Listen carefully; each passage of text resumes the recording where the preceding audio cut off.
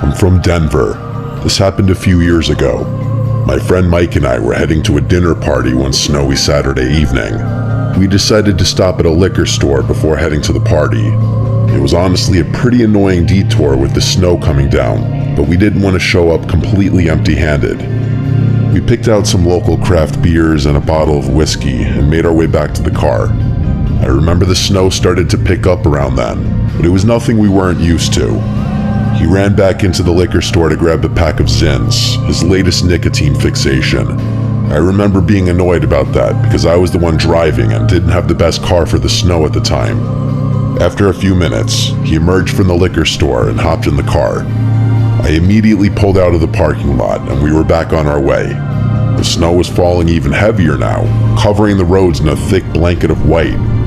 The drive to the party was supposed to be straightforward, about 20 to 30 minutes through familiar suburban neighborhoods.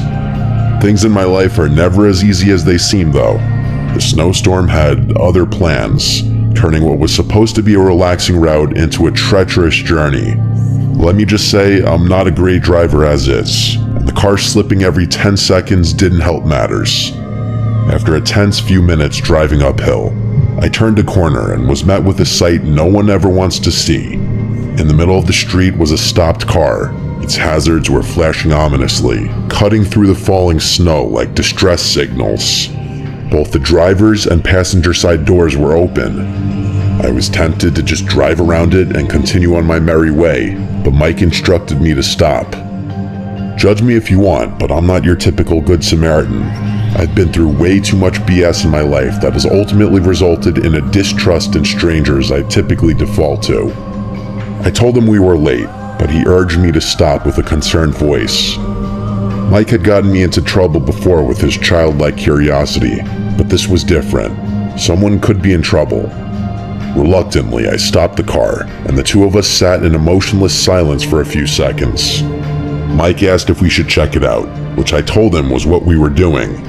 He rolled his eyes and told me watching the car from through the windshield wasn't going to accomplish anything. He was kind of right. I really didn't want to get out of the car though. Nervous about the situation, I asked him if he'd just wait a few more minutes, which he reluctantly agreed to. We sat there watching the eerie blinking of the hazards against what was otherwise a beautiful snowy backdrop.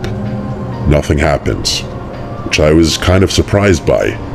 Eventually, Mike said he had had enough and was going to investigate. Before I could stop him, he stepped out of the car. I watched with a rising sense of apprehension as he approached the vehicle.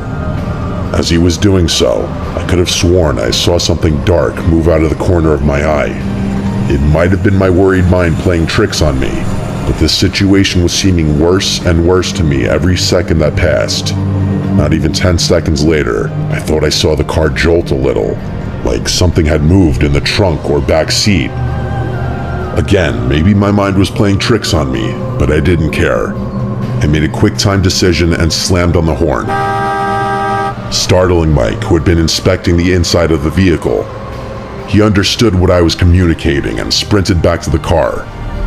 I drove off immediately and told him my suspicion that the whole thing was a trap. He was pretty annoyed when I told him I didn't have any actual proof, but I responded in a firm voice that I wasn't going to risk my life for someone who could easily call for help. The rest of the drive was pretty tense, to be completely honest. He was the type of guy to hold a grudge longer than most. We arrived at the dinner party and things were finally normal again. We were there for several hours, and Mike and I had all but forgotten what happened earlier.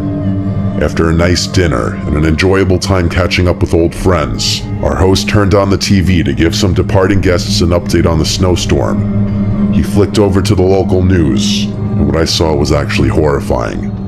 The police were issuing reports of a stolen vehicle that had been jacked not even 2 hours earlier.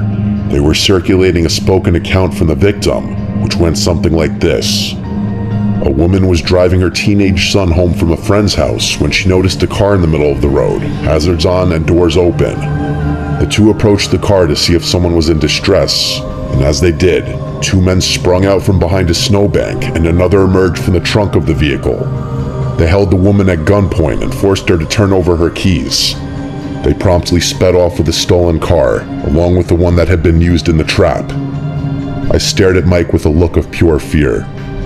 That could have been us. The two of us told the rest of the party what happened earlier, and that quickly put a damper on the general atmosphere, but people were eating the story up. The worst thing about this experience is that I'm even more distrusting of strangers than I previously was. I often think about how many people I would have otherwise helped out in a time of need had I not experienced such a meticulous trap.